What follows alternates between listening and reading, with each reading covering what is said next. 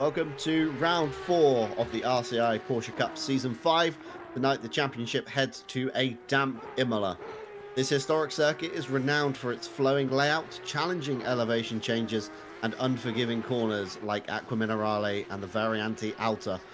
At 4.9 kilometers in length, Imola demands precision, bravery, and consistency from every driver, making it a true test of skill.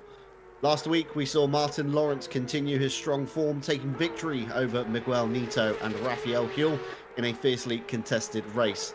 As the championship heats up, Imola provides the perfect stage for more high-stakes action. Will Lawrence extend his lead, or will his rival step up to the challenge and challenge him on this legendary circuit? Stay tuned for another thrilling round of the Porsche Cup. I'm John Dalton, your lead commentator for tonight's action. Alongside me, the wonderful Jesse Lee. Ensuring every angle is covered, we have Stewie behind the cameras, and of course not forgetting all of our live stewards. Welcome, everyone. Hello, John. Hello, everybody watching at home. And you talk about this round being particularly interesting because it is after the halfway point in the championship, and last week was basically a battle royale at Barcelona. Today, it's going to be the complete opposite of that. It is battling the racetrack, not each other. Rain here in practice, it's going to reduce, and we'll see if it returns, or even if we have a wet track here in qualifying as the day progresses. But for right now, it has been very tricky. A lot of the drivers have been taking it in a good-natured way out there. They've been joking about maybe doing a little bit of a drift competition down Acqua Minerale, which we've seen before from several drivers, but they seem to have a mostly good. But again, it's another wild card for these drivers. We've been to various different racetracks, and now we're throwing weather into the mix. Yeah, Tim Ireland is always throwing in the curveball in the season, shall we say, the spanner in the works when he starts playing with the weather file to make it that all bit trickier. Like you say, Jesse, we're of course at the halfway point of the season. The championship standings looking very close in places, and certainly some very commanding drivers on the field tonight, so we'll have to see how that one fares out. Of course, Johan Leffe back from his very dominant performance at Paul Ricard for this round. He's been absent from the past few, so again, that could be another spanner in the works tonight. Of course, Carlos Calatayud looking very quick inside the top 10 of practice so far. As the server flicks over to qualifying, Jesse, it's a little bit different than what we just saw. The track condition officially damp. Rain is holding off for the next half an hour. So again, another spanner in the works here with the tyre choice. You know, do you go for those dry tyres, or do you try and hedge your bets on a set of wets? But of course, not enough standing water. They're going to burn up very quickly tonight. Yeah, I think what you do is you go out damp with a damp racetrack. You go out right now on a wet weather tire just to get a feel for it. This is mixed conditions. Every second you're out there, you're gathering data right now, and I think the track's a little bit too wet. And the first drivers off of pit lane agree with me. Jordan Daly in the 197, Just Gamers Porsche, is out there on wet weather tires. You can tell the difference by looking at the sidewall of the tire. If it has a yellow streak on it, that's a dry tire. If it's just a black sidewall, that is a Pirelli wet weather tire. So everybody pretty much going out there, and this is a reconnaissance mission more than anything else. Okay, this is a mixed condition. It's not fully wet anymore. What do I have? Do I need to make changes? What do I need to expect if we get this in the race? Because there is no guarantee in an hour race what the weather is going to be. So this is more than anything, I know it's qualifying, but it's also a little extra practice, because what happens for the first 8 to 10 minutes of this qualifying session now is completely irrelevant. It's a moot point. It doesn't matter. The track is going to continually improve with 30 plus race cars out there. You're going to get a dry line worked in. The fastest laps at the end of this session are going to be ran on a Pirelli dry weather tire. So this is just extended practice right now.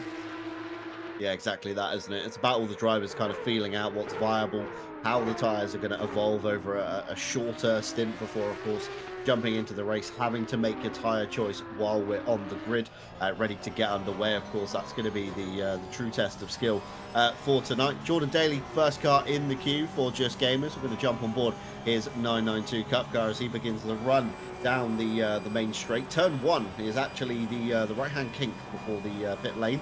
So turn 2 technically is what we're approaching now, and it's a big heavy braking zone, scrubbing lots of of speed off for the Tamburello chicane. Be careful of these anti-cut sausage curbs. They really catch a lot of drivers out. It can upset the 992 Cup car. You see there, Daly already sliding in these damp conditions. Begins his run towards the Villeneuve chicanes now, turn 5 and 6. Again, big anti-cuts on the inside, gravel on the outside, hampers progress as you come towards Toza. Already on the limit for Jordan Daly over the curbs there, getting it tight into Toza. It's a bit of a mixed corner. You can kind of hug the inside or open it up and almost treat it like a double apex corner before beginning the run up through turn 8 of the kink. Quick stand on the brakes for Piratella, turn 9, flicking it in again, big understeer into oversteer towards corner exit. That's going to hamper the run down towards Acqua Minerale. Plenty of action to come from this corner in the next hour or so on RCI TV.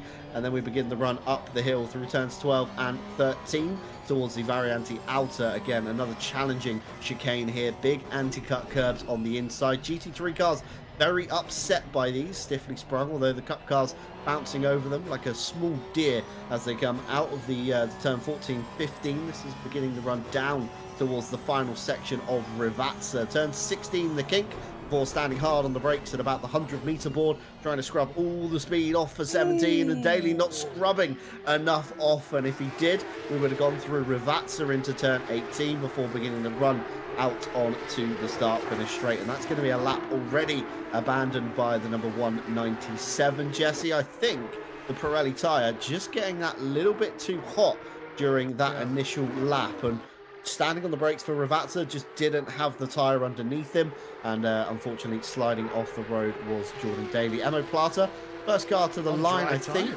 on dry tyres. Well spotted by Jesse and Stewie there. He's beginning his lap, actually. Still no driver with a time on the board, and we're 5 minutes in, Jesse, so conditions very tricky out there today. Watch out, crash in the background coming down into turn number 2, that complex at Tamburello, as a car was weaving about into the line of another car that was huge, and that is very unfortunate. We'll see if we have the race replay of what happened. This is Callum Kerrigan, who is going to get a car, I think, dumped into their lap, and they do. Bang! Right before they get to Tamburello, and a very rare qualifying incident, but one that is somewhat common here. Years ago here on RCI TV, we had a couple of incidents in an endurance race after Imola was added to the simulator. That was very similar to that in a lot of ways, just happened on the other side of the racetrack. But I digress. The track improved, back to your previous point, improved very fast, a lot faster than I think I thought it was going to. You can clearly see a drier line, a greasy line, not necessarily run-in line, but a drier line that is taking up the majority of the racing surface now. Everybody, I think the reason we didn't get any laps initially is everyone did a lap, realized this isn't on, came back in, put the dry tire on, and reset. Oh, a huge slide right there. A healthy dose of opposite lock from Christian Lindgren from Sim Brothers, and he will Control-Alt-Delete that lap. Note that for the next time by. A first entry into the Acqua Minerale drift competition. I think therefore Lindgren, as Ted Edwards comes back onto the racing line after his excursion off at the top of the hill at the Variante Outer. Lindgren currently quickest driver on the board, a 147.630.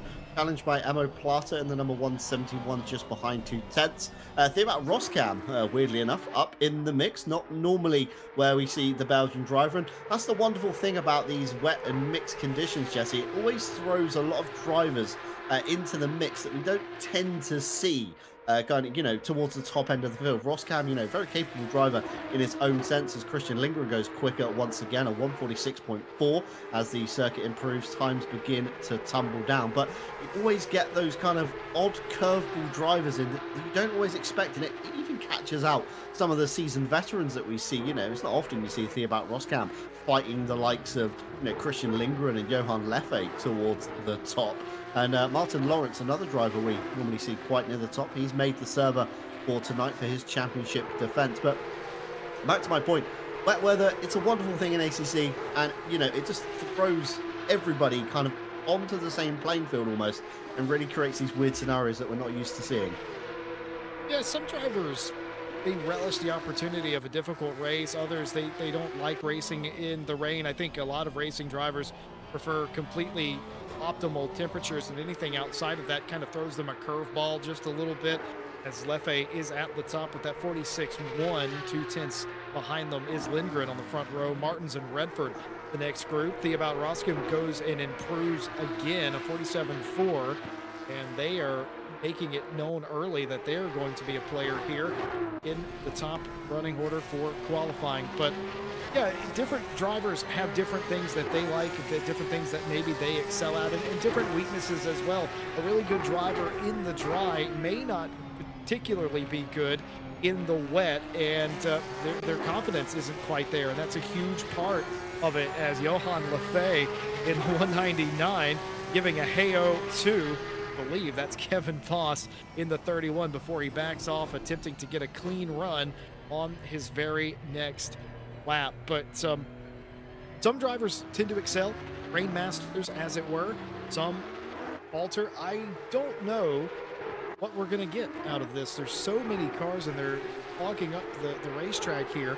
It could go any particular way. Martin Lawrence, to your point, has come in here and last week on the last car, last chance qualifying, took the pole position. He did it on the last lap the race prior to that.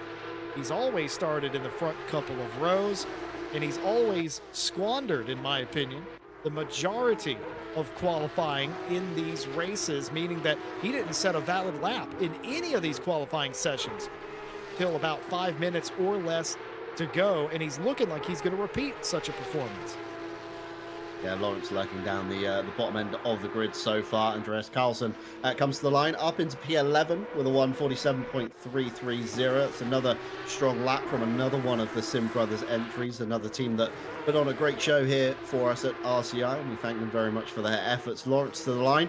It's a good first lap on the border, 1:46.7, although just a second off the top time, so still good improvement for the Czech driver to come in the next 5.5 minutes, as you say, Jesse. Normally a late shower in the qualifying session. Jordan Daly, another driver we expect to see a bit higher up, and he goes straight to the front row of the grid, a 1:45.295. The track is, of course, drying out forever by the minute, so the fastest times in theory, Jesse, we're going to see when the clock hits zero, and essentially the driver that crosses the line closest to the checkered flag, in theory, should have the fastest lap of the session. Christian Lindgren puts himself towards the front row of the grid, just 1/10 off Jordan Daly's time. Huell and Badowski back to the pit lane. That's going to be a fresh set of Pirelli, some more fuel in the car, and then back out they will go to take another stab at the lap. Johan Leffe trying to improve here, catching Kevin Voss ever so slightly. Hey. Leffe now to the top with a 1:45, nearly a 1:45 flat, so we could even see the 1:44s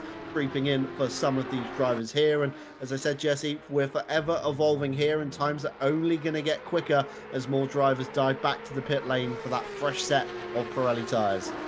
Yeah, well, you're spot on, John, is what it is the last car out there is going to have the best shot at setting on the pole, and it's that volatile in a greasy condition where the water on the track is almost completely gone, but now it starts to take a little bit of that Pirelli rubber, and especially in the slower parts of the racetrack, that's ultimately important. And you can already see on your screen right there through the windscreen of Jordan Daly's car, this track is taking rubber, and that's why it's getting quicker. It's gone from greasy to green. May we even see a fast track in the next 4 minutes? It's very possible, as everybody fighting the looser conditions. Just because the track isn't wet doesn't mean the track isn't slick. If the track doesn't have rubber down on it, it is going to be slick. It's almost like racing on a loose surface almost, because there's nothing to grab and cause any sort of adhesion, as Daly goes P2. 15/100ths off the ultimate mark set by Leffe, 45.030, the mark to beat. Dito has gone P2 to a more normal position for Miguel up there. Kaladiad now up in 4th place, had an absolute nightmare of a race a week ago, looking to fix that here today. Piotr Dominicus has joined us and has immediately emerged inside the top 5 right now. What does Leffe have this time through? And it is another improvement, a 44.6 for Leffe. Yeah, good improvement there from Leffe. Andy Boardman across the line just outside the 144s with a 145.157. Boardman certainly has the pace to get towards that front row, and a couple more laps in the bank for Andy should see him maybe into the front row of the grid. And as you said, Dominicus up in the mix as well, the number 32 Wheelie Slow Racing Team entry. Not normally where we do see this driver, but good to see again the weather playing its hand, throwing a curveball in here, getting some drivers up into the mix that we're not always used to seeing. John. And he goes towards the second row. That's a good time there from Dominicus in the number 32. Good enough for P3 so far. Bournemouth nipping at his heels, and still some drivers in the list. I'm looking Raphael Kuljesi down in P9. Of course, he's one of the championship contenders at the moment. He is way off the pace as it stands. 1.2 seconds to find to get himself towards the front. Yeah, I think that this is just what's the way that it's going here. 10 errors for Flying Hellfish there up inside the top 10. And Martin Lawrence, you talk about championship contenders. Martin Lawrence is your championship leader. He's won every round thus far, and he is not even in the top 20s under threat of falling outside the top 25. I want to throw Piotr Dominicus under the bus real quick for a second. I've been told by his teammate and friend Kevin Boss that he's a livery thief, and they are running identical liveries today on accident because Piotr Dominicus has yoinked the Wheelie Slow Kevin Boss livery. So rather unfortunate for that, but they showed up to the same party in the same dress here today. Martin Lawrence, though, has a job to do for Connection Lost Racing. It's a common one, but he has a huge slide out of the 404, but saves it. That will not help him with lap time. It was pretty to look at, and that is... folks, if you're watching this back on VOD, that is the leader in the clubhouse thus far for best drift. That was a humongous drift. Yeah, it was some very fast hands, wasn't it, as he caught the slide coming through the second chicane. Of course, he went through Villeneuve like chicane. Villeneuve. Yeah. He literally did, very sideways indeed. A little bit of traffic ahead. I think that's the number 2 of Kusik, if I'm right in saying. That's going to hamper his run up towards the top of the hill at the Variante Alta. But I think Kusik has seen the pace of Lawrence and pulls over to the right-hand side. Very lucky for Lawrence as he's got to navigate through the Variante Alta. Beginner's run now down to Ravazza. Stand on the brakes, get the car checked up. Is he going to be able to do it by the time he comes if he gets down another to one. the... It is. I don't think he will. I don't think he will. I was wrong last week, though. I think he crossed the line with about 1:30 to go. He's not going to have enough time, and this lap I don't think is valid from what I'm looking at. I could be wrong here though, but Lawrence still continues to run towards the line. This could be a surprise. It could be valid. Who knows? As we come towards the line, time will tell. And through the gap he goes. Oh, it was valid the whole time. A 143.830 for Lawrence leaps over Johan Leffe, Badowski, Edwards, Boardman, and puts himself firmly at the front row of the grid. Andy Boardman in the number 69 Weasel entry. He's beginning his run towards the line. It's looking good on the Delta. Will it be good enough to get himself towards the front row of the grid? Under the gantry he goes, and it is alongside Lawrence. Andy Boardman on the front row of the grid. However, drivers still improving across the field. Checker flag is out for some of them, but a lot of them still on valid laps as we come through the last few minutes of qualifying. Yep, certainly the case. Jordan Daly looking to make a move up to the front row of the grid again. Can he do it with this lap? It's all or nothing here, and he does. P2, 43.977, slots him outside pole with his buddy Martin Lawrence. Will put Boardman back to third, and Johan Leffe into fourth place. Carlos Kaladiad's up there as well, but Marco Badowski for Team Monkey Racing on a run goes to the second row of the grid. P3 for them, as everybody continuing to improve as we might expect. Christian Lindgren, one of the last cars on a valid lap, nowhere really where we would expect the 48 to be, outside the top 15. Slightly unusual. Will the Sim Brothers car be able to get their way up? I suspect they are on a quicker lap. How far up will they get? Inside the top 5. That's more like it. And that will all but conclude qualifying. We got thrown for a loop for the second week in a row in qualifying. Allow me to explain. We have timing and scoring up here in the box. Sometimes it tells us a car is invalidated when it hasn't, and there's nothing we can do about it. It showed up as red, meaning that Martin Lawrence was invalid, but that was just on our end. He wasn't invalid. It was a valid lap, and it was the pole lap of 43.830. And Martin Lawrence, the Czech man himself, on the last lap qualifying, does it again, John. Yeah, I think if you compare Martin Lawrence to a CS player, he's that guy that you want at the end of the round to clutch it up, and doing it once again on the final lap of qualifying. Martin Lawrence to the pole, Jordan Daly alongside him, Marco Badowski and Andy Boardman. Remember Boardman and Daly's kind of rivalry that they had not so long ago in the Monday Night Champs. Christian Lindgren up there as well, Johan Leffe back from his round 1 absence. Carlos Calatayud inside the top 10. Ted Edwards, Amo Plata, and Theobald Roskam round out your top 10. And interestingly, Daly fastest through 1 and 2. Lawrence fastest through the 3rd sector. And as we scroll down, we see more names on the qualifying board. But more interestingly, what I didn't want to say here, Raphael Huell, second in the championship. We're going to bring up the championship standings in just a moment, but all the way down in P20. And if you're Martin Lawrence, you're going to be rubbing your hands with glee, thinking what a good haul of points you could potentially take away here at Imola. 35 cars on the server tonight, 45 signed up in the championship, and this is how your standings currently sit. Martin Lawrence on the top, 206 points to his name. Raphael Huell in second with 173, although starting all the way down in P20, it's going to be a big ask for the German driver today. Miguel Nito in P3 with 139. Marco Badowski on 124. Christian Lindgren and Andy Boardman, just a few points separate those two in 5th and 6th.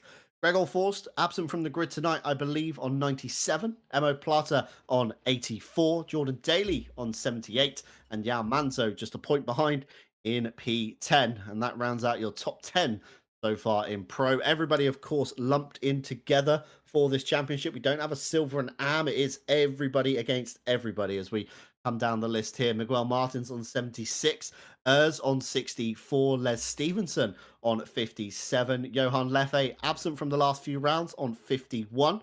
Theobald Roskam set to improve today. He starts inside the top 10 on 45 points. Mike Redford just behind on 42. We then got a tie between Tom Shipston and Svenchek with 40 points apiece. Sebastian Brunier on 36 and Peter Varga on 32. Round out your top 20. And we're only halfway down the board as the pages continue to roll. Reese Wilkinson on 30. Carlos Calatayud and Ted Edwards on 28. Tied again with Grim Lilith and Nicholas Nordquist. Andreas Carlson just a point behind on 27. Olivier Curtin on 25. Matthias Byron on 22. Kevin Boss on 21. And Ollie Mulder on 18. Rounds out your top 30 so far in the Porsche Cup. And still a good couple of pages to come just yet as we move on to page 3. Peter Lundqvist on 15. Jake Howling on 11. Ross Kusick on 7. Tied with Hubert Hauser also on 7. Bernardo Teixeira on 5. James Purchase on 4. Steve Hughes on 3.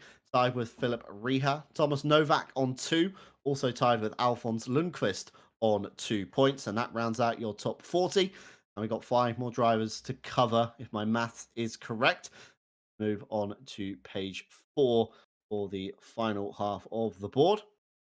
Margot Lopez on a singular point with Callum Kerrigan.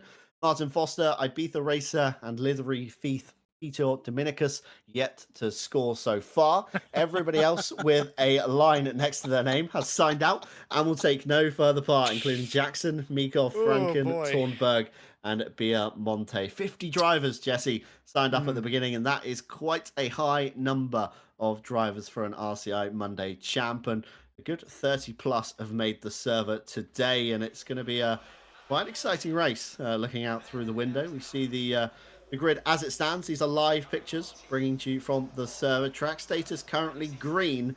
However, rain is set to be here for the next 30 minutes. So drivers now, Jesse, having to make that all-important call before they get underway on the formation lap. Which tyre do we take for tonight's race? Yeah, that's going to be somewhat of an easy decision here with the rain falling down and the pit window not opening for 15 to 20 minutes into the race. It's pretty much a no-brainer. I'm not even a race engineer, and I could tell every driver what the call is here. Put the wet weather tires on the car, grin and bear it for a lap or two while the track gets wet, and hope that with this many cars it stays wet enough that it does not cause any sort of tire problems. We have seen that in the past where it is raining, but it's not raining hard enough for the tire to support itself, and you have an overheating issue and you have blowouts, etc., and so forth.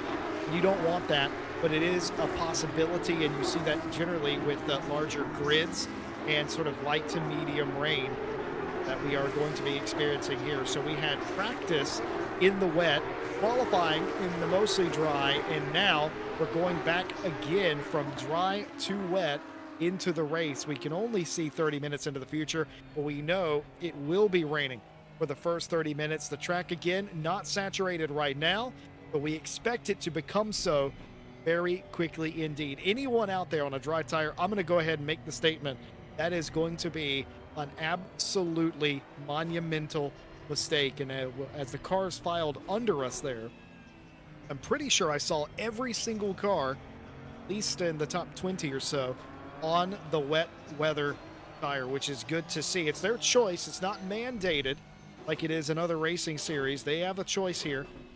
They have elected to go on the wet tire, which I think is absolutely the right choice. It's still going to be treacherous, John. The first lap or two, it's going to be really, really tricky, especially the first time getting down into the Tamburello, trying to get through Villeneuve, Tosa, and even Acqua Minerale, of course, and then slowing down for Ravazza.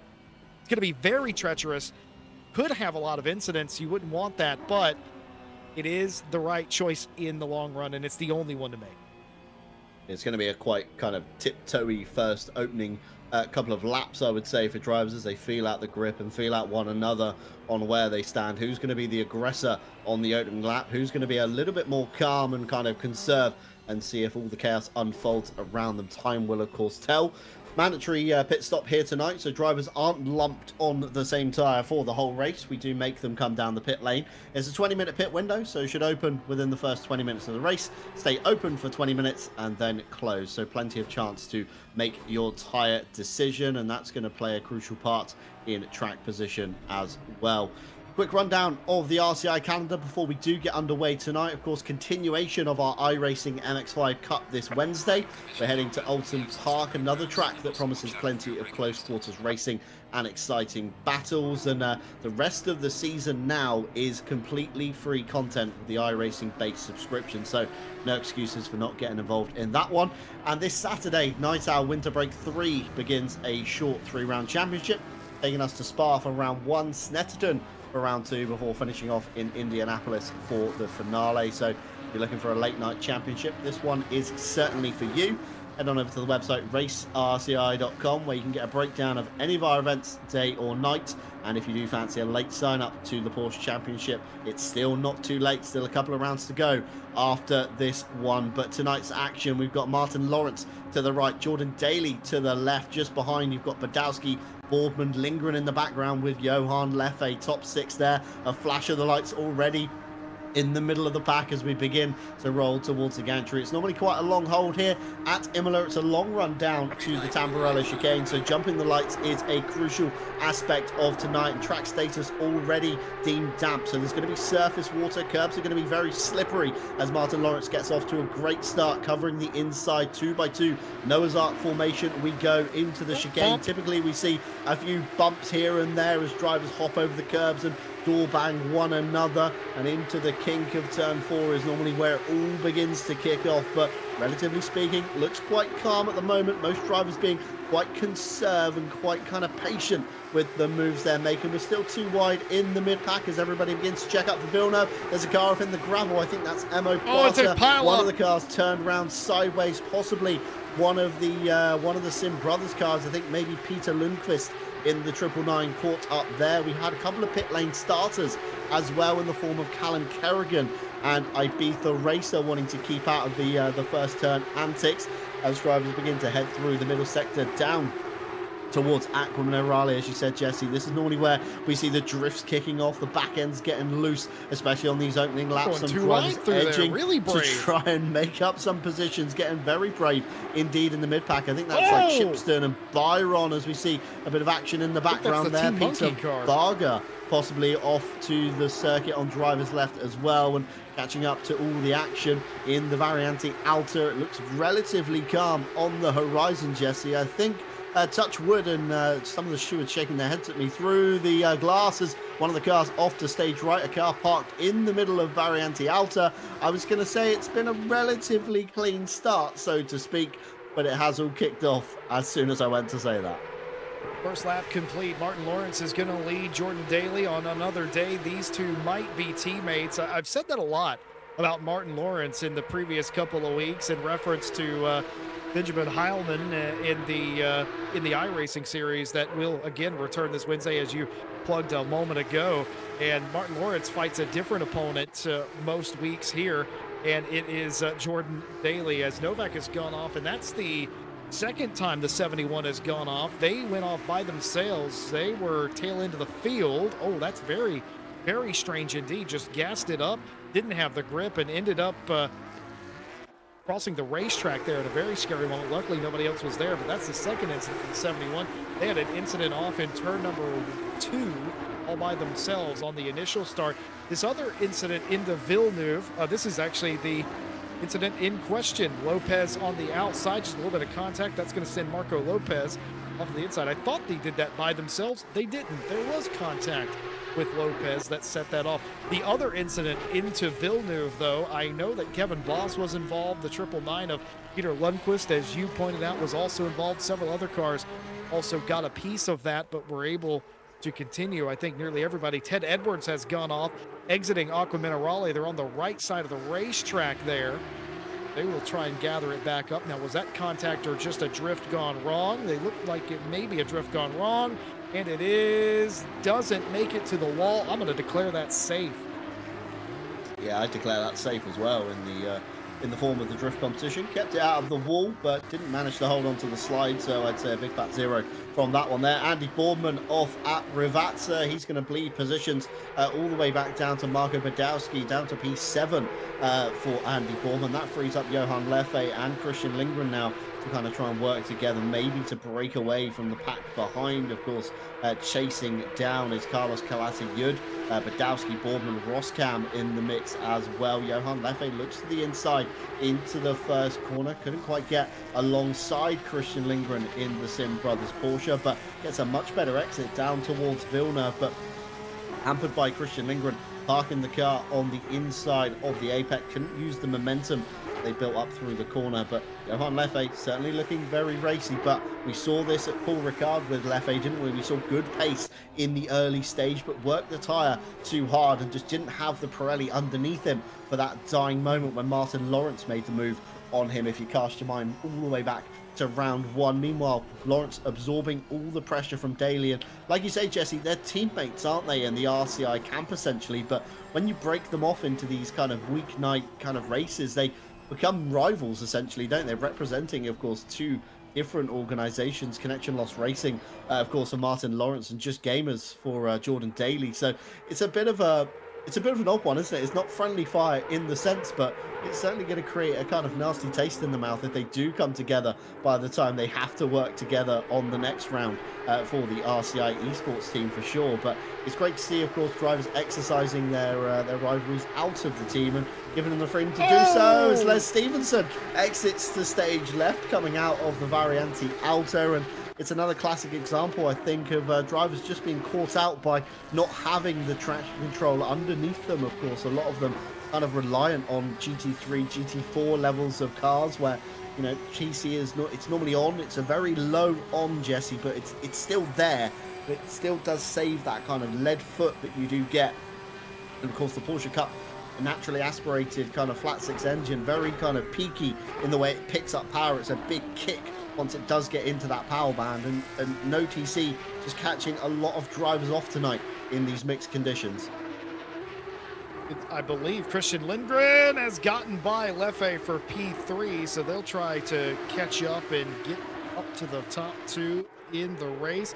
As it looked like Raphael Huell is trying to make short work and some very, very scary moves into turn number 2 there, but gets it done nonetheless without any significant contact. But here it is.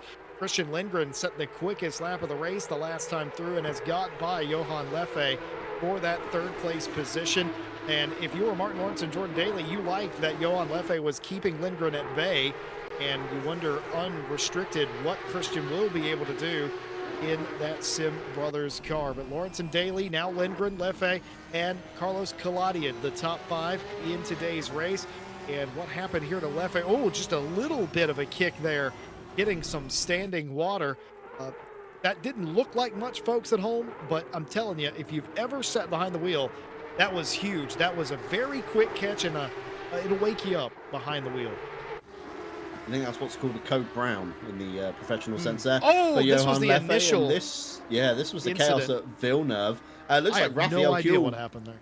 Raphael Huell managed to escape that one up the road, but the Sim Brothers getting involved there. I think Carlson and Lundqvist, to maybe name 2 cars involved in that one. Andy Boardman finds himself on the outside of Ravazza once again. Badowski getting through, now comes under pressure from Theobald Roskam in the number 96. Just behind, you've got Miguel Nito in the grey and orange car. With him brings Plata, and Miguel Martins even nearly on the back of this pack as well. And it's a typical kind of pack racing that we see as Roskam takes to the grass as he stands on the pedal. He's definitely not getting that one up in time. Andy Boardman just about makes the corner, hemorrhages momentum to Badowski ahead, and Miguel Nito managing to catch up to the back as well. And about Roskam, such a shame. It was a very good start from the Belgian driver.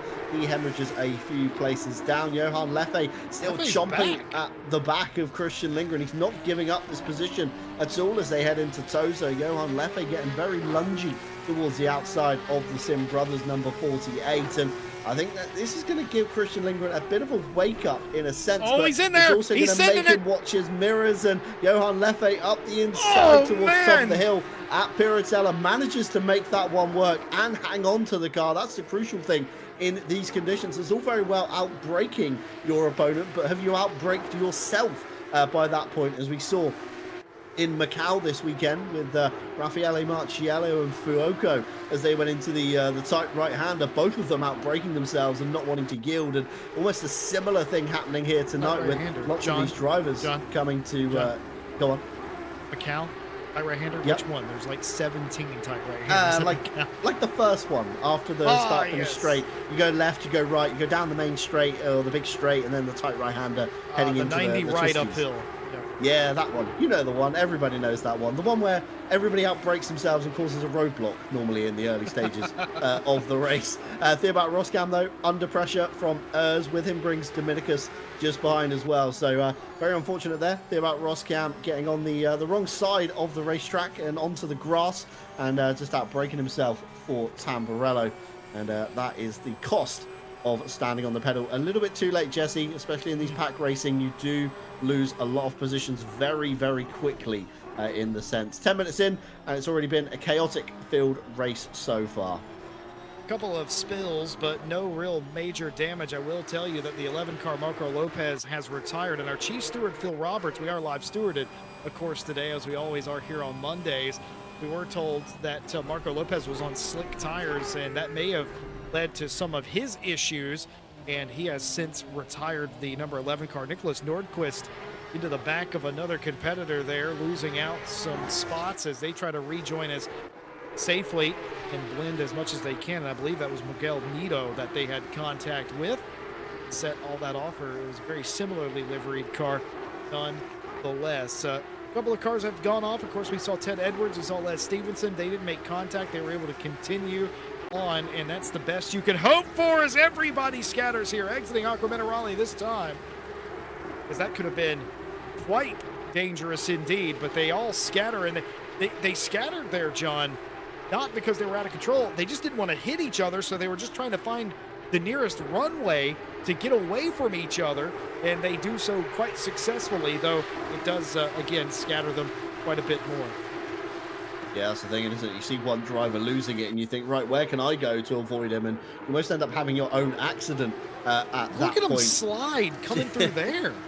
There's just no downforce in these cars, is there? It's a very kind of, you know, Oh! street-ready car. It's Nicholas Nordqvist off once again after his excursion into the back. It was Miguel, but not Nito. It was Miguel Martins into the back at Tamburello yes. that we saw just a lap ago. And Andy Boardman now sizing up Miguel Nito as they come down into the first corner. Not close enough to make a move stick, but the crucial thing is getting the car checked up in time as Miguel Martins finds out he is now the cork in the bottle with Urs behind, Plata, Roskam chasing them down, Raphael Huel in the background there in the suspicious Cats car. Nothing suspicious about those Cats according to Jesse Lee, but I stand by my fact that one of them is definitely up to something on that car, and Miguel Martins looks like he's struggling ever so slightly to fend off Urs as they come towards Toza. In the background we see Emo Plata up the inside, Holland on Belgium as Plata gets a big slide out of Toza. That's going to hamper the run for him, but he's on the good side of the road, however hindering Raphael Huel's progress through the field as these two battling. And that's not what you want if you're Raphael Huel. You don't want to see cars ahead of you battling. You want to see the cars part like the Red Sea almost and just grant yourself a path through. And this is a risky place for Raphael Huel to be on the outside of Aquaminarale, just about, excuse me, managing to hold on to the He's back car. on the offense. He's on the attack. Nearly got Dominicus involved in that one as well, but Huel not giving up this fight with Roskam, going to take it all the way into the Variante Alta, and single file will go. I think there's going to be a move down into turn one, possibly for Raphael Huel on this one, but up here? Chaos unfolding. Reese Wilkinson, that's Peter Varga, I think there as well. Ted Edwards getting involved, and Les Stevenson throws himself off the circuit. Out of sympathy. Into the wall. Les Stevenson off the driver's left there. Yeah, the car's loaded up when you're exiting that particular corner, and you can't really do much about it exiting Tosa. So what happens is if you have to take avoiding action, which is what Les was probably attempting to do right there, a jerk of the steering wheel is just going to send you around because you're not expecting to continue to have to turn. And yeah, whether you lift off or you apply more throttle or you turn too much, whatever you do, that is what caused that. And that's unfortunate. It looks like synchronized spinning, but the reality was Les was just trying to stay out of the way and ended up commiserating with one of his fellow racing companions out there today. A huge slide there by the 171. Imo Plata is going to get slid out of the way. That's going to allow Raphael Huel in the not suspicious Cats 21 through, and also Theobald Roscombe, so they'll continue that fight, but now for a place one position higher than it was before. What has happened to Jordan Daly? What has happened to Christian Lindgren? And Johan Leffe, who lost out to Christian Lindgren a number of laps ago, has turned it back on. The 199 is on a tear by Jordan Daly up into P2 now.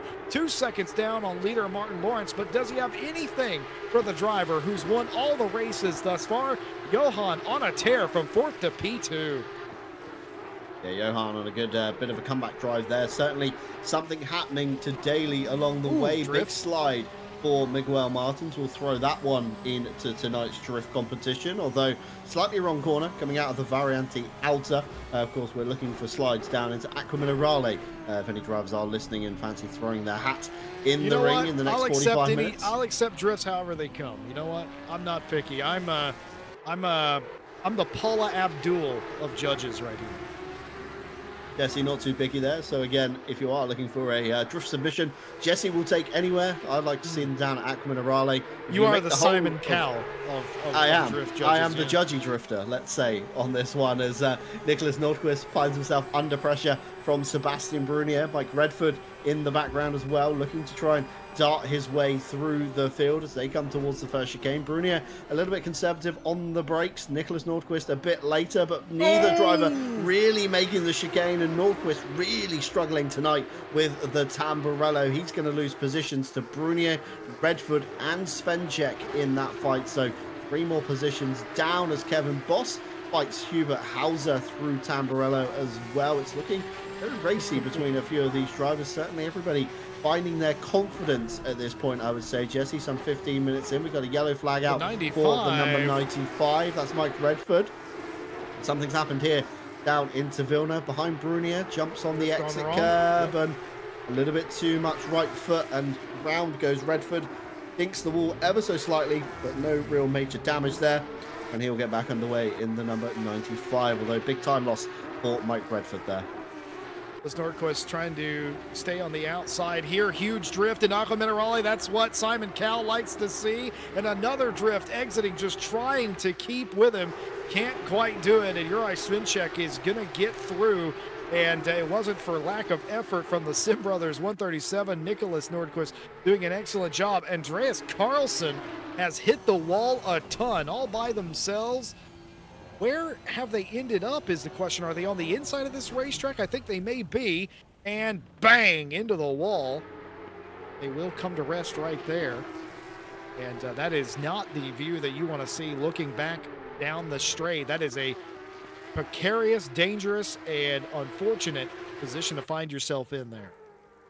Yeah, I mean, even coming through Piratella as a driver, your eye line is kind of towards the left side of the circuit, and if you suddenly see a Porsche facing the wrong way, that is not ideal, as the number 71 brings out a yellow flag. That's towards Piratella as well. Lots of drivers struggling with the exit curving. Number 71, Thomas Novak, with more troubles in this race. Very unfortunate indeed. Johan Leffe, though, still chomping at the bit, trying to catch Martin Lawrence, still trying to pull away from Jordan Daly, and Daly's going to have his miracle very soon of Christian Lindgren in the number 48 as Daly catches that exit curb. The curbs are getting very precarious here. The painted surfaces always become super slippery within ACC. Raphael Huell still struggling to get by Theobald Roskam up into Piratella this time. Huell over the inside curb nearly bounces into the side of the number 96, and I think Roskam's called that one and thought, you know what, I don't want to fight this guy anymore. We'll just let him through and maybe follow him through on his crusade. Daly makes a mistake though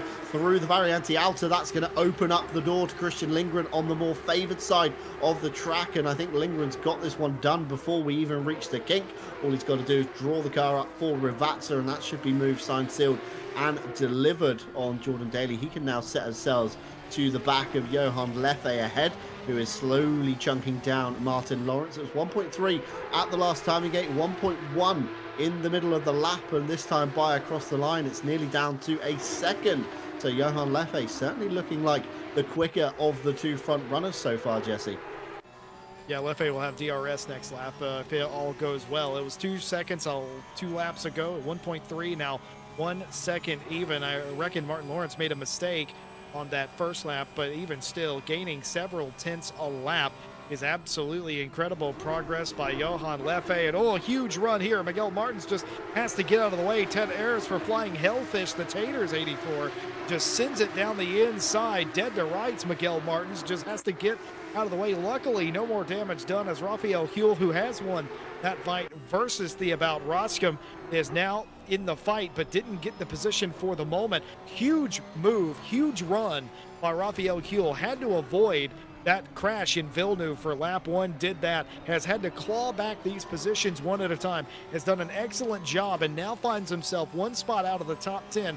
And if Johan Leffe get by Martin Lawrence, and if maybe Christian Lindgren gets up there and does something similar, as looks like Huell looking down to the inside of Miguel Martins, Martin obliges, gives him the room.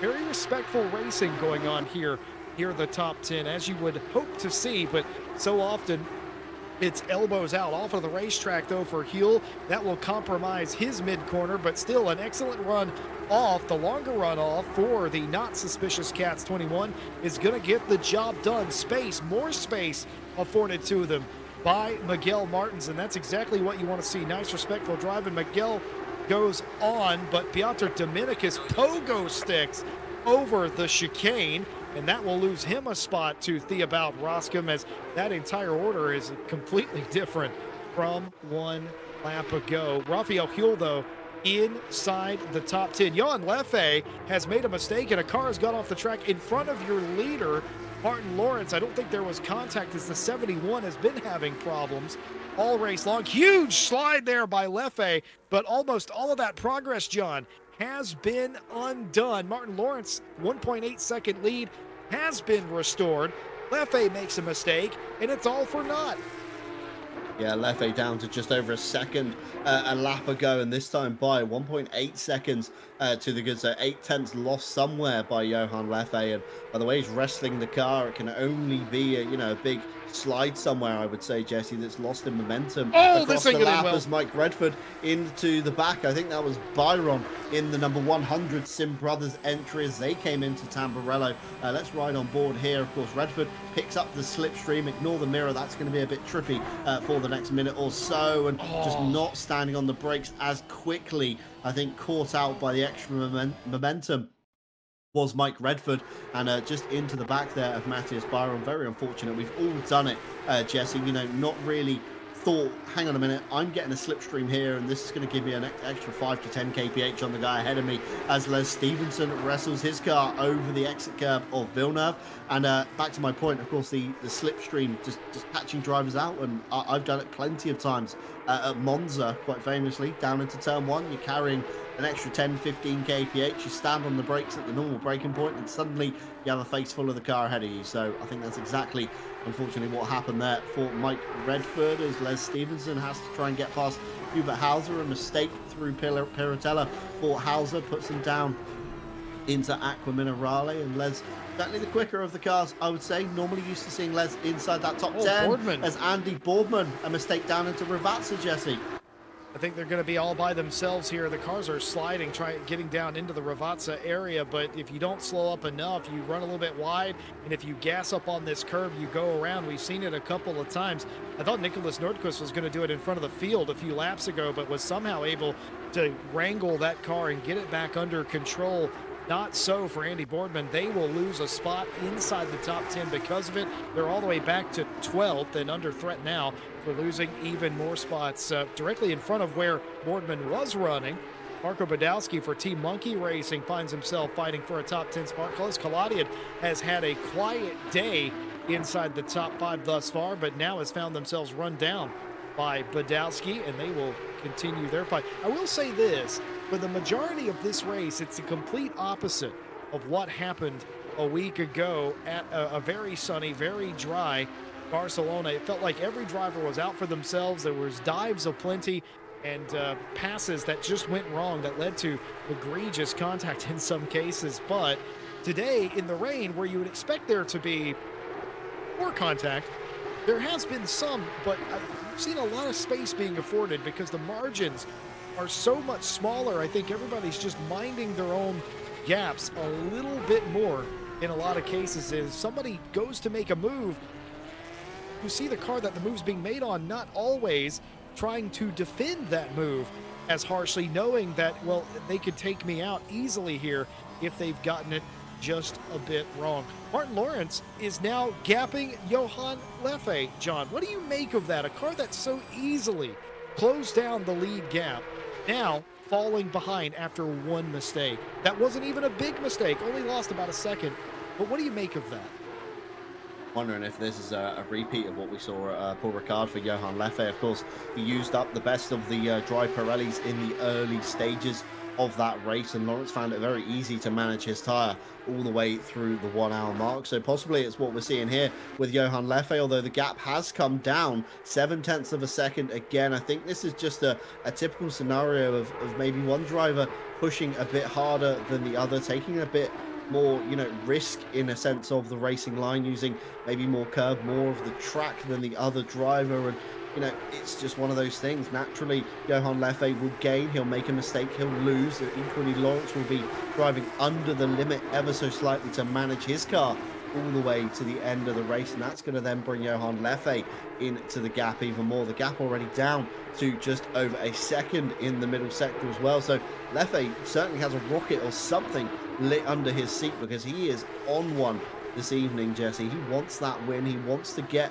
to Martin Lawrence at least and try and switch back and take the dominance away from Martin Lawrence's championship so far. And Badowski's still onto the back of Carlos Calatayud. We've got Andy Boardman under fire now in the mid-pack from Dominicus and Shipston after his mistake down at Ravazza. And the pit window is open, has been open for about 6 minutes or so. No one yet to take to the lane, and I can only assume, Jesse, that's going to be everybody waiting for this weather to subside. In the top right hand side of your screen, rain has been due to stop in the last 30 minutes or so. And of course, the rate of the track drying is going to dictate which tyre you decide to take for the latter half of the race. And if you can make this wet tyre initially last all the way to the end of the stint, then you can jump on the dry tyre and possibly get even more momentum over your rivals that could be lumbered on that forever aging wet tyre they've decided to stick with to the end of the race. Yeah, it's going to be very interesting. I reckon we're within 10 minutes or so, just about, for the rain stopping. And even if the rain doesn't fully stop, it doesn't have to. We're experiencing medium rain. When it goes to light with this many cars, 30 plus, it really won't matter too much. There will be a run in line. You will start to think about putting on a dry Pirelli tire, even when it's still raining. I know that sounds kind of crazy, but it's just the way that racing works. The tires are hot. They heat up the asphalt, they dissipate the water, etc., and so forth, and it becomes sort of a moot point. The rain's already lessening. It's starting to become lighter already. The lap times are improving, even on these worn tires. They will have had some of the tread block worn away. They will be overheated in some cases. All that considered, we're still running quicker lap times. That goes to tell you that conditions are improving, and you're absolutely correct. They're waiting for the most optimal moment to come in. We have about 10 minutes, maybe less, of rain in total. Based on what we saw in qualifying, where the track cleared up incredibly quickly, I think the drivers know that's probably going to happen again. We're going to go from a completely wet situation to a dry situation in the matter of 5, maybe 10 minutes. If it takes that long, it's not going to be a long time. And you don't want to be, this is one of the rare times you don't want to be right now the first car in, but Team Monkey is proving me wrong. Marco Badowski is coming in, and they are likely going to be the first car on dry tires. There's nothing else for it. You put other wets on there, you're going to be a sitting duck out there. So they are going to risk it and put on dry tires, I would have to imagine. Yeah, certainly, it's going to be the logical fate, the But logical is it move, too isn't early? It's far too early, I would say. You're gonna drive this tire either over pressured to try and get the ideal pressure window into it, and then you're going to be over the pressure come the end of the race, or you're going to damage the dry tire so much that when it does dry out, it's not going to yield the results that you want on this one. So, some of the drivers that have run a heavier fuel load at the start of this race are probably thankful that they've done so. Of course, if you can run 40 minutes-ish of fuel, that should put you in a very good place to essentially determine what tire you're going to take for the final half of the race. Eagle-eyed viewer in the YouTube chat, thank you very much to anybody that's joining us. If you are just lurking in the background, we appreciate each and every one of you. Has spotted, Jesse, the pit limiter sign has already gone walkies at the stage, and that's going to maybe catch 1 or 2 drivers out as they come down pit lane. So hopefully a few drivers listening in to the broadcast tonight can be aware of that one. But some very eagle-eyed viewers tonight on RCI TV, and Johan Leffe still chomping at the bit behind Martin Lawrence. Both drivers remaining out, half of the pit window nearly gone now, just over 10 minutes remaining. So you've only realistically got around about 5 laps ish, give or take, before you're forced to come down the lane essentially to make your choice. And a lot of these drivers are going to be dictated by fuel, as we see Hubert Hauser and Ibiza Racer getting very close coming out of Tosa. Hauser again jumping on the loud pedal a little bit too keenly, Jesse, and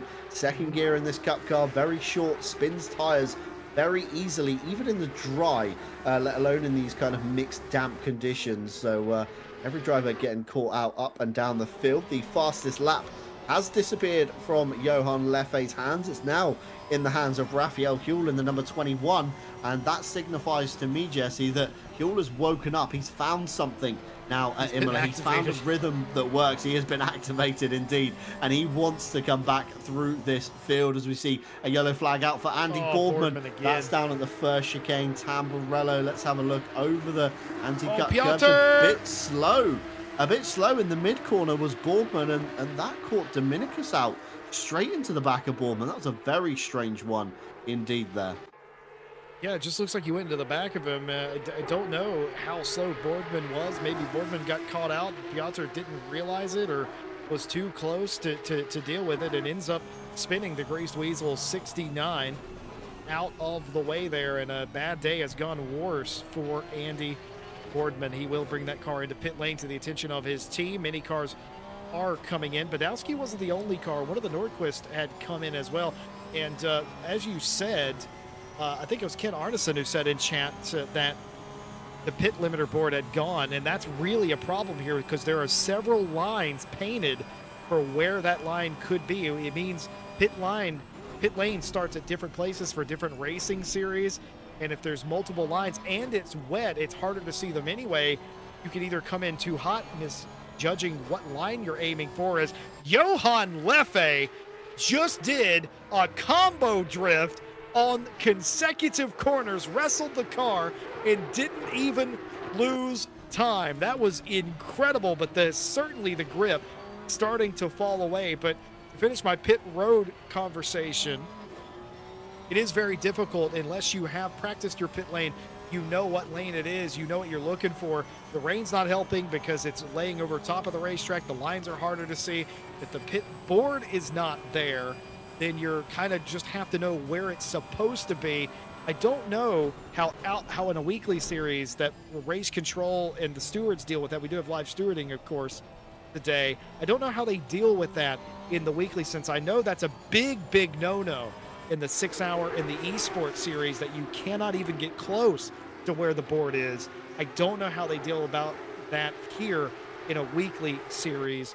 So, well, we'll find out when the rest of you do there as well. But pit stops could happen at any time now, in my opinion, John, because the track has gone from wet to damp. That means it is improving. We have light rain. It'll stop in the next 6 or 7 minutes from now at the very worst. I think now is a great time to consider when you come in.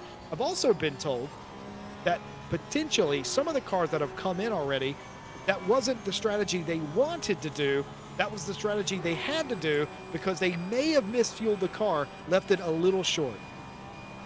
Yeah, you're at the hands, aren't you, of the fuel tank sometimes on these strategies, and not taking enough fuel to get to the end of the pit window could have been a clumsy move indeed. Badowski there still on the wet tyre. Christian Lindgren electing for a set of dry tyres. Our broadcaster Stewie just bringing you the overlay in the bottom right hand side so you can see definitely which tyre this car is on. And of course, those of you that are rehearsed in the world of ACC will know dry tyres are denoted by the yellow sidewall, and wet tyres have no kind of visible sidewall from the TV cam. As we run on board briefly there for Christian Lindgren, just trying to see how the grip level goes and how the steering wheel is reacting to the inputs that the British driver is putting in. So we know Lindgren's on a set of dries. We know Badowski is on a set of wets, and if it was me out there, Jesse, you'd be fueling for at least 40 minutes of running, as we see a mistake there from Miguel Martins. That's going to gift Theobald Roskam an extra position up into P8 for the number 96 Rebound Racing car. But as I was saying, you want to go as late as you can in this kind of pit window to really give yourself an outline of how the weather is going to behave. We know now it's, of course, going to be dry for the next 30 minutes once this rain does subside off. So the track should get forever drier as we get nearer to the checker flag. But like we said earlier, you don't want to jump on that dry tyre too soon, as Peter Lundqvist picks up a stop-go 30. Not sure what this could be for. We can only assume speeding in the pit lane potentially. He returned to pit lane. Yeah, he's just going to return to pit lane. So maybe speeding in the pit lane. Yeah, stop go 30. Peter Lundqvist has decided to bring the 999. Remember, they were involved in that lap 1 incident in Villeneuve, so they have decided to park the car based on the speeding in pit lane penalty, and that just goes to show you that's exactly what I was talking about earlier with not having the board, with maybe not being able to sight because of the wet weather where the painted lines in pit lane are, where they start until you come up on them. That could have been certainly a problem they dealt with. McKenna McConnell handing me the slips of paper, as she always does here on Monday, and she didn't look too upset today. And, well, looking through the penalty report, I understand why. Just a lot of racing incidents, but we'll start here and see how far we get. Racing incident on lap 1, turn 2, between the 71 and the 11. You'll remember that was the first incident of the day. 5-second time penalty given to car 34, not holding brakes, causing avoidable contact in the lap 1, turn 5, turn 6 incident with the 999, the 107, the 31 also involved. No further action with the 95 and the 668. The 95 turns into the 668 and loses out because of it. That in turn 8 on lap 1. Racing incident, minor contact between the 79 and the 6 at the end of lap number 1. 5-second time penalty for car 79. Avoidable contact, minor time loss versus car 322, lap 2. Racing incident between cars 199 and the 48. Racing incident between the 6 and the 107. Racing incident between the 48 and the 199. Warning for car 137 for causing avoidable contact with car 62 on lap 6, turn 2 and 3. Racing incident, minor contact between the 32 and the 137. Racing incident, minor contact between the 43 and the 69. Can you guess what the next one is, John? Is it a racing incident, minor contact, perchance?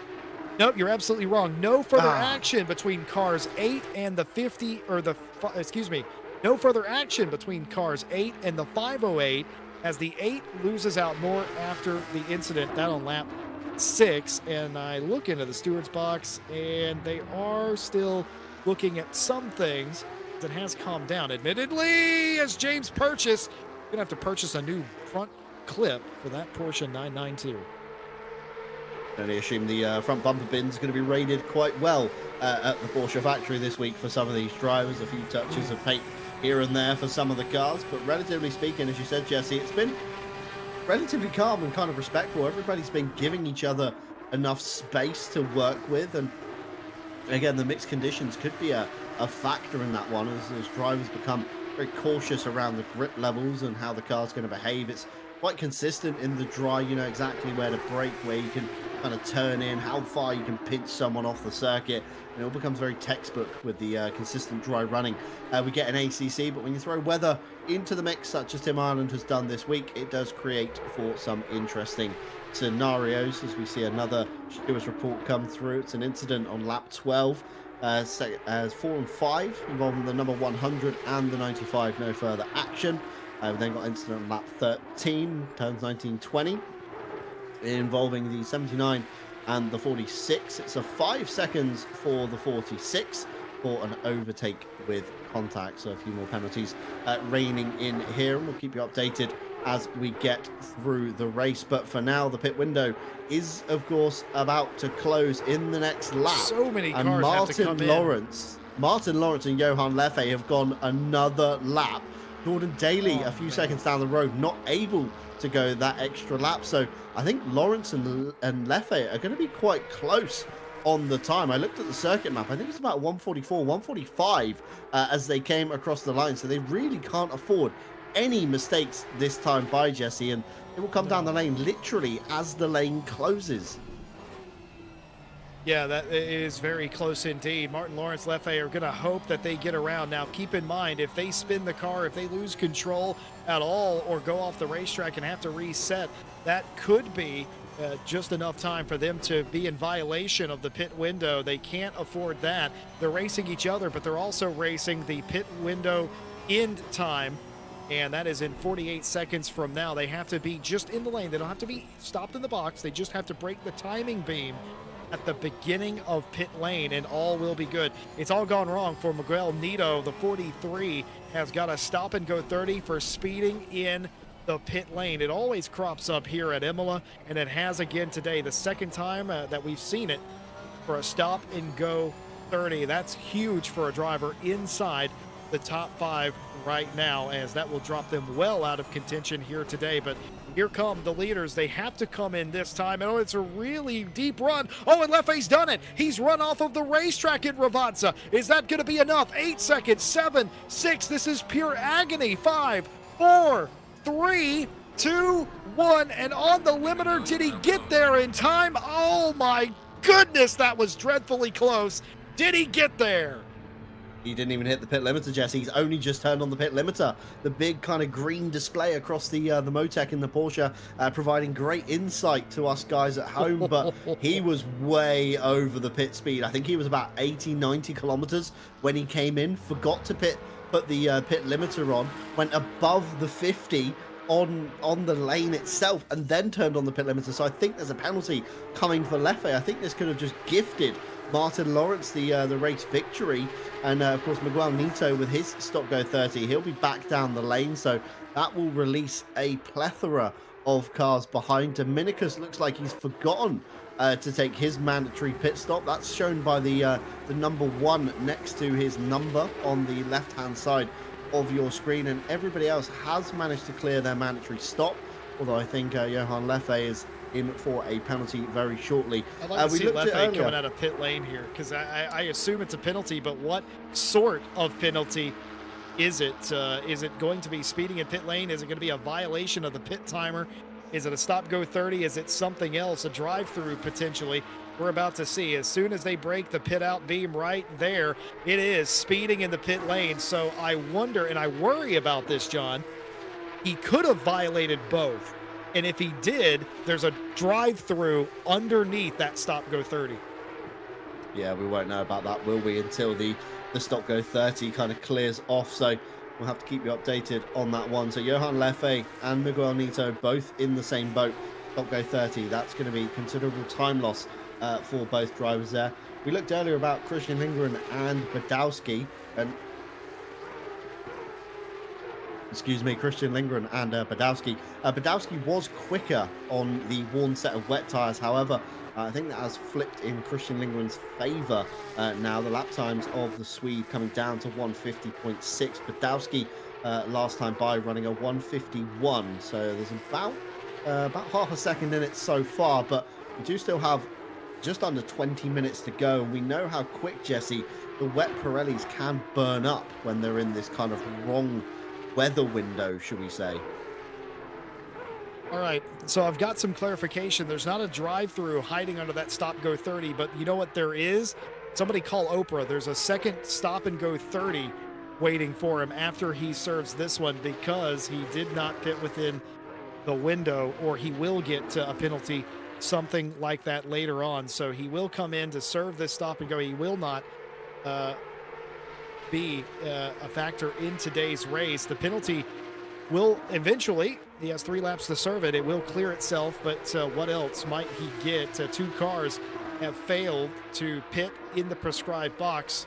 So basically what happens is, you saw him make a stop and he probably did the requirements, but because he wasn't in the lane, Johan Leffe, in the correct amount of time in the pre-described pit open box, he cannot fulfill that pit stop requirement, and he will get an additional penalty at the end of the race. So wherever he finishes after he serves this penalty, he will be given another penalty at the end of the race. I, for whatever reason, thought you get an instantaneous penalty for violating that, but that is not the case. I think I might be confusing that with stint limit or something of that variety. But Marco Badowski is pitting for the second time. This is a unscheduled, unrequired stop.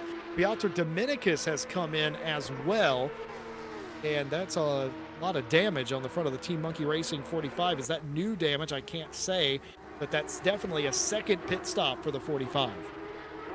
I only assume that's going to be bailing the wets off for a set of dries. Can we just touch on here briefly, Jesse? Carlos Calati is currently leading at Imola, very briefly, I would say, because I think Martin Lawrence will catch him down, but still on a set of wet tyres. So I can only assume Carlos came in, dropped the litre of fuel in, and thought maybe I can make these wets last until the end. So this is going to be particularly interesting for Carlos in the next 15 minutes or so.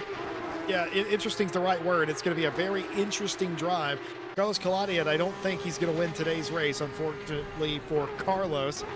But I think he might win the drift competition as we wind down the final 15 minutes, because that car, as we would say in America, very squirrely, all over the place. I think you should say in NASCAR, I think you say loose when a car gets sideways off a turn. So Carlos Calati going to be very loose, I would say, for the next 15 minutes or so, as we see the pit stop timers here on the left-hand side of your screen. Carlos not showing a pit stop time, but the game has detected he has done a valid stop. So maybe our tool just playing a little bit of chaos here with the weather as well. Martin Lawrence a 118, that's going to be a full service. Ross Cam is going to be just a litre of fuel dropped in and off again. So that's how he's propelled himself up the order. Jordan Daly That's a full service along with Huel, Urs, Martins, Plata, and Svenček, Brunier as well with the full service. So lots of drivers electing to run as late as they could, Jesse, as we predicted up here in the booth. Run as late as they can and jump on those set of dries as late as they can into the race, just to keep them in that much kind of healthier window to avoid graining, damaging the surface of the tyre. The track is, of course, still greasy in the top right hand side of your screen. You can still see offline it's very kind of damp, and there is spray that's going to be kicked up, and crucial tire temperature will be lost when you take across the racing line as Martin Lawrence goes back up into the race lead, just ahead there of Carlos Calatayud. 15.8 seconds to Christian Lindgren now. Carlos's last lap 148. Carlos's last lap 150.9.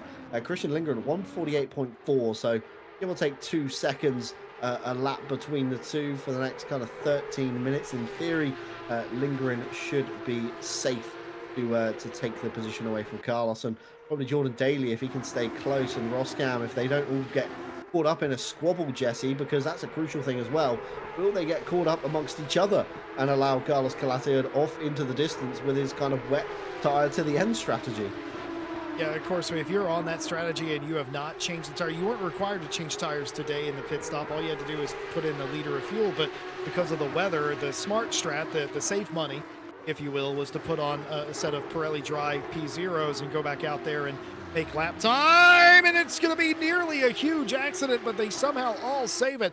Peter Varga almost wrecks in front of the field, exiting Aqua Minerale, and somehow everybody avoids him, including Johan Leffe, who steps on the binders and just about gets away with it. Reese Wilkinson involved now, a little bit of contact there with Badowski and everybody else as they sort themselves out. Scary moment there in mixed conditions, but well held by Varga, well adjusted for by everybody else. That could have been a lot worse of an incident. But back to my point, if you are Carlos Calatayud, if you are Theobout Roscom, you weren't making that move to win the race. You were making that move to gain an advantage on people you were racing and maybe get an extra position or two, betting that they wouldn't quite catch back up to you. Raphael Huel fighting the car, fighting Roscom, fighting everybody out there on the racetrack, including themselves. A car that started outside the top 20, up inside the top 5. And this might just be, if they can claw back another position or two, John, this might keep their championship hopes alive for one more week. Yeah, it's going to be a big ask, isn't it, though, for Raphael Huel. Jordan Daly, 6 seconds up the road in P4. He's going to have to start battling with Christian Lindgren. Maybe even pray that Carlos Calatayud's going to be a roadblock, as we see in the background there. Johan Leffe. This is Peter Varga and Badowski, the Team Monkey sandwich going on at the moment as they head up in towards Piratella. Leffe's going to have to go the long way around, do the old up and under maybe on Varga, and he does just so. Blocks his teammate on the outside as well, and Leffe pinches Varga towards the inside of Aqua Minerale. Stops any chance of a comeback for the Team Monkey racing car on dry tires there, we're seeing from our broadcaster. And I think near enough everybody other than about 2 cars going to be on the dries as Varga lets Badowski go. Varga now becomes the rear gunner, essentially trying to fend off Reese Wilkinson, I think in the background there in the number 6 entry in P19. But back to your point about Raphael Huel, it's been a fantastic drive. Huel was nowhere near that top 10, and he somehow managed to kind of slink his way through all the chaos with his suspicious cats all the way up into P5 so far. And I think just one more position would be a godsend for Raphael Huel, but I don't think it's going to be on the cards with such a formidable opponent as Jordan Daly ahead.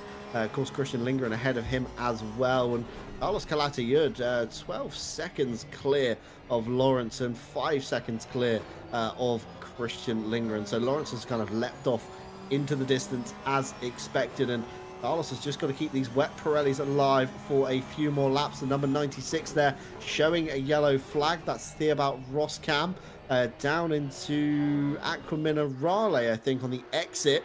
Indeed, as they come up to the Variante Alta. That's going to be a very awkward scenario there for Roscam. I'm going to assume, Jesse, too much loud pedal again for that number 96. Yeah, you're just trying to get through there as quickly as possible. I mean, even in the dry, Aqua Minerale is a difficult corner, and now it's a mixed condition. The outsides of the racetrack still very wet. The curbs, the painted sections, incredibly damp as well. Every time a car hits one of them, you'll see it being thrown sideways a little bit because, again, you're on a slick tire. There's absolutely no grip to be had there. Look at this fight. Leffe continuing to try and move up the field. They know that they're going to get an additional penalty the second the checkered flag comes out, but it's not that what they're really concerned about. What they're concerned about is making up as many spots as possible, getting by Ted Edwards there, who seems to be ailing just a little bit, puts them a little bit further up as far as time is concerned on some of the rest of the field. Martin Lawrence leads Kaladian. Kaladian is going to free fall through this field. In fact, Christian Lindgren has already caught them. Martin Lawrence has gapped them by 13, 14 seconds a gap. Many seconds a lap is Kaladian losing as many as 6 seconds a lap. That's the difference between old wet tires now and somewhat fresh slick tires. It is a huge gap as Christian Lindgren now goes back to P2 for the first time since I feel like lap 3 or 4 in this race. Yeah, it's very early on, wasn't it, that Lindgren easy, boys. slipped off that podium, and it's getting very dicey easy through the first chicane as we got Varga, Nito, and Byron. I think Nito, Byron, and Wilkinson getting involved. That's Byron into the back of Nito. That's not ideal for the Portuguese driver in the number 43. He goes off through the gravel trap, gets back on, and the Byron there gets very loose off of Tozer alongside Wilkinson. In the background, I think that's Kevin Boss looking very racy as well in the number 31, looking to try and make up some late positions. But the pace difference now for Carlos Calatio, it's a 1:54.3 on those set of wet tires. And just for comparison, your race leader's doing a 1:44.9. Ted Edwards! He's still drifting! He's still drifting! He's not done! Ride him, cowboy! Let's go! Ted Edwards is going to lose a bunch of positions, but I'm going to tell you what, a wild ride. Let's ride from the visor cam of Race Ventura's Ted Edwards getting down into Aqua Minerale side by side. He's going to drift the car and take the huge baguette-style curbs. Ride 'em, cowboy. Now that is a man who knows his way around chaps and spurs. Back to you, John. Yeah, Ted Edwards, a great view of wrangling the Porsche 992 through. That's what it was. There. That was certainly wrangling and riding the bull by the horns, shall we say, in that aspect. Managing to hold on to it somehow. I'm not sure how, but certainly some very impressive driving there. Reese Wilkinson catching up to, this is Peter Varga. He's just jumped here. And Byron in the background looking to try and make a position. Varga goes defensive, maybe missing his braking point. Wilkinson into the door. Wilkinson goes round to driver's left. Additional contact with Varga, and that's puts Wilkinson out. And I think, is that Mike Redford actually in and amongst that? No, that's Ted. That's Ted Edwards. That's Ted Edwards. Yeah, and he's going to get spun again. And my goodness, I got to say, for what was a somewhat calm middle part of the race, it's all kicking off here with less than 10 minutes to go, and that's not what the stewards want to have happen. Speaking of, some additional housekeeping for you here. All the way back on lap 7, no further action between the 508 and the 6. No further action between the 6 and the 8. No further action between the 95 and the 100. The 100 understeers into the 95 and takes themselves out. The 999 and the 79 racing incident on lap number 10. I believe it was a 10-second penalty that just came out for car 100, outbraking themselves into turn 1. I assume they mean turn 2, and then collides and takes out the 31. That on lap 22. 5-second penalty for car 95 for an overtake with contact versus the 508 on lap 25. No further action between the 508 and the 6. No further action between the 45 and the 6. The 45 doesn't establish overlap before the turn-in point and causes contact with the 6, committed into the chicane. The 45 loses a position. The explanation on that lap 25 incident. Racing incident between the 199 and the 508. Racing incident between the 8 and the 95. Racing incident between the 199 and the 508. No further action for minor contact involving the 508 on lap 26. And a racing incident between the 199 and the 8, though we know there's been additional contacts. We just saw Carlos Colladi have an incident as well, as it's all kicking off, John. I think Carlos has lost the tire. I think a I Pirelli think has you're gone right. down. He's lost a lot of rear end grip out of that car, even coming out of Toza, managing to spin it up on his own and no Yeah, kind of grip totally. Yeah, through Aqua Minerale there, he's and going to park it definitely here. that's a tire loss and a back to the garage. Unfortunately for the Rebound Racing entry, such a unfortunate turn of events for the number 30, but it was a big ask to try and keep those wet Pirellis alive on a drying track, especially for 15 to 20 minutes before If he the has a end. tire So going down, John, the about Roscom's on the same strategy. very true. Roscam is indeed. Maybe Roscam's been a bit more conservative on his tyres. Maybe a few less slides, a few less trips through the gravel, but still under 4 minutes to go on the clock. This could still be a thing for Theobald Roscam. Just keep an eye on this car as he loses a position there, I think. Or no, that's James Purchase going through to take a lap back away from Theobald Roscam. You can see how gingerly Roscam is driving that Porsche around the circuit, just trying to keep it alive for the last 3.5 minutes. Johan Leffe, fastest lap to his name, so in an attempt to get some bonus points back, can we say, on his miserable run so far today, after missing the pit window, speeding into the pit lane as well to boot. That's very unfortunate indeed. An additional penalty coming towards the end of the race for him. News on Andy Boardman, Jesse. Remember, he was very slow through Tamburello. Got ran into the back of by, I think, Peter Dominicus, if memory serves me correctly. Engine let go on the 992. Well, and that would do it. Andy Boardman even saying that's new for him. Never had that happen before. So catching him out on the apexes. Redford Good once save. again goes for a journey. Coming out of Villeneuve, that's the second time we've seen the number 95 do just that, and probably caught out by the slow pace of Theobald Roscam and tried to gas it up very early and just losing it as he came off the corner. Track state is still green, so there's not a lot of grip out there. It's dry, but it's very, very slick currently. Well, Carlos Colladi has joined us in chat to say, are you not entertained? We have been thoroughly entertained and perplexed, and the most recent one, hearing that the 69's engine let go. Very strange indeed. You don't really ever see that without a real reason. You can do that by downshifting incorrectly or double downshifting and stuff like that, harming the engine, but that's not really what we would expect to have happen, but very strange indeed. So that would explain why the cars were a bit slower indeed. For everyone joining us a little bit later on today, thank you very much for being with us. Here as Ted Edwards is going to have contact with Piotr Dominicus, and it's going to wreck both of the cars. Very unfortunate indeed, coming out of Piratella there. Ted Edwards getting loose on the corner exit. Let's ride on board once again. Ride him, Cowboy.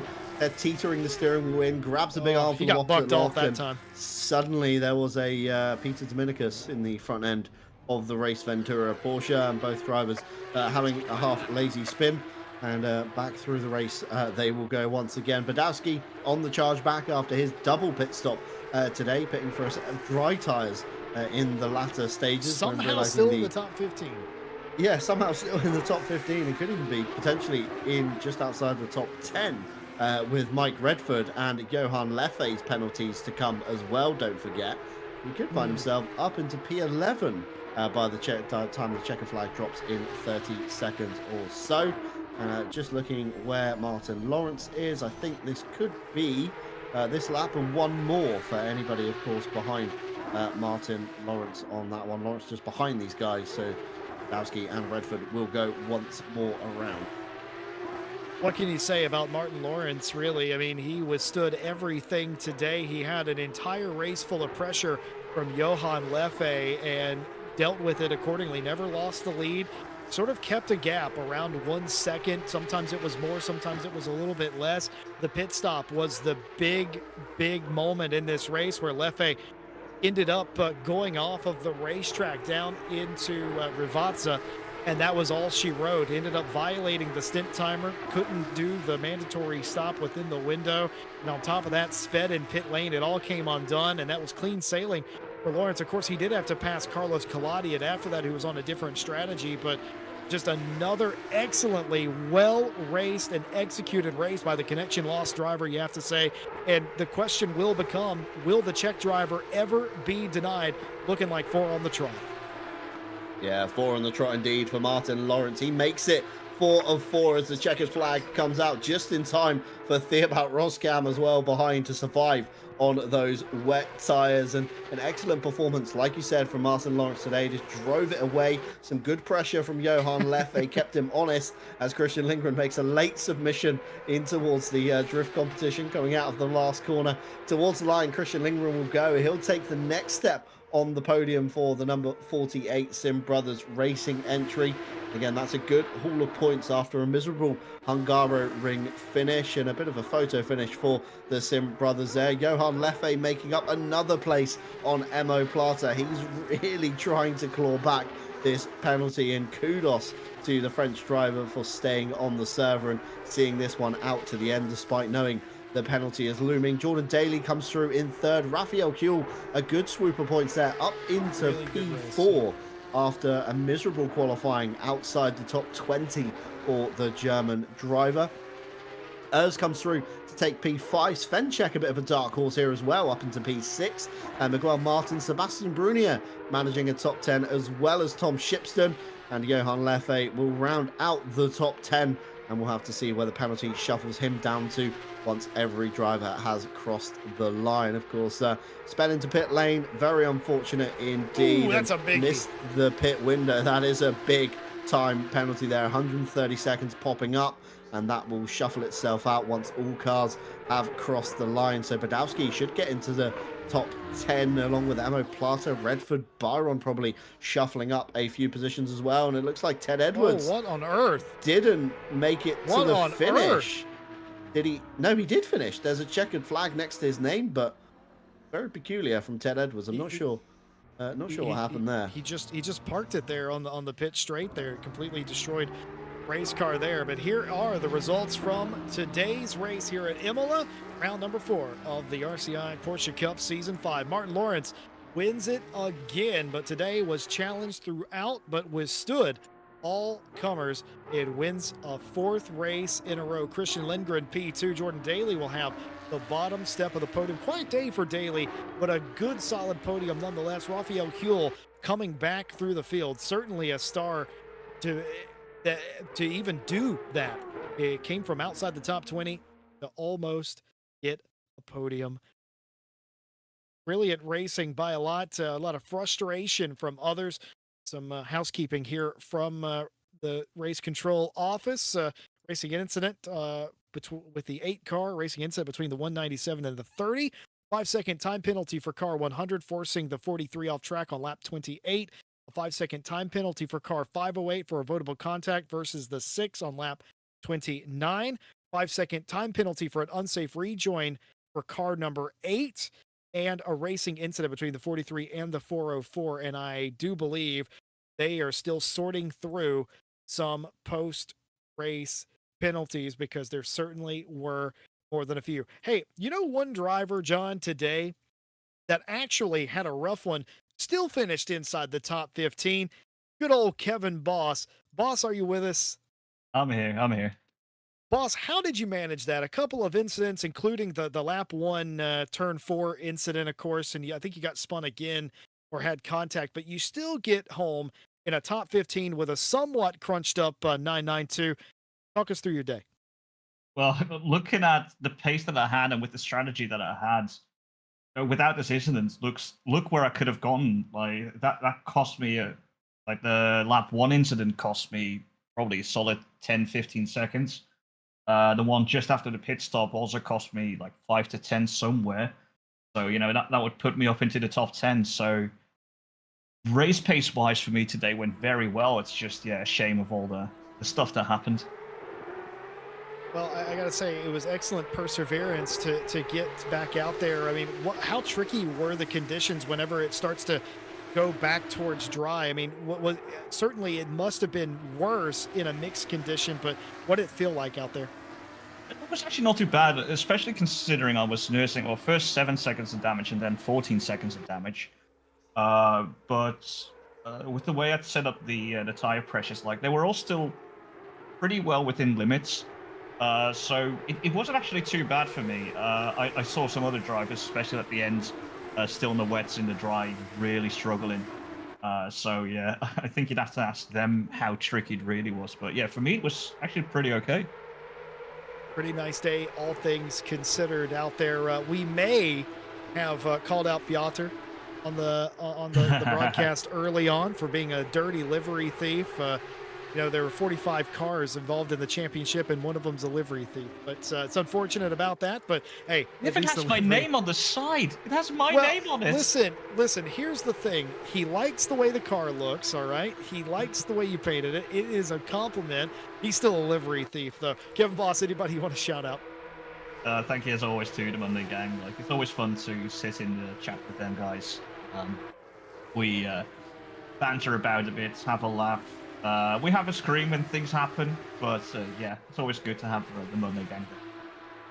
There you go. Kevin Boss, a top 15 today, despite the issues, doesn't matter, gets it done here at Imola. Speaking of getting it done, the man who's got it done all season long today, you had a little bit of a fight on your hands all race long. Martin, normally it's you that is trying to fight with somebody, but Johan Leffe was fighting with you all day today.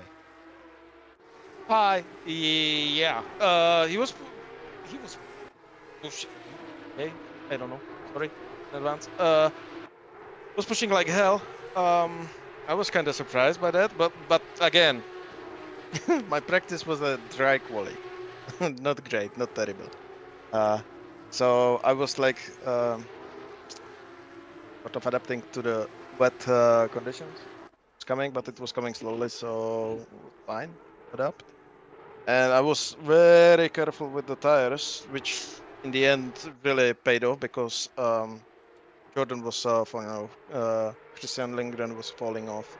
So I think I did decent job with the tires, obviously because of Sepp's setup. Again, the wizard. And so yeah, it was good. And yeah, unfortunately, I don't know if I baited Leffe to do one more lap, the extra lap, because I was entering the pit like a second before it and before the windows closed. So yeah, and he didn't make. Unfortunately, he didn't make it. So that was very unfortunate for me because I was looking forward to the fight on the slicks. Yeah. So hey, I managed it. Whenever as soon as I saw the weather, I was like, yeah, slicks. So I was pretty comfy with that because in the quali it was working very well.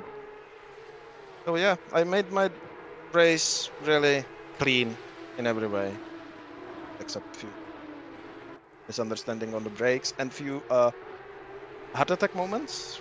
Until Ted moving in front, like towards me. I wasn't comfy with that. I think we saw that live. Yeah, I think we saw that as it was happening.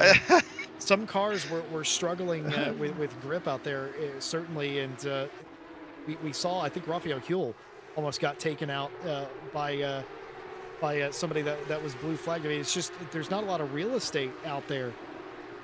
Yeah, well, the wets were completely melting, and I saw it as I was entering the pit stop. Actually, the fronts began to lose the grip on the brakes. It was way harder to brake in time, which I did outbrake myself second to last corner, and so the car behind me. So yeah, it was already like a chewing gum. So I was definitely 100% sure those wets won't last. If they lasted and didn't popped up, I'm pretty surprised.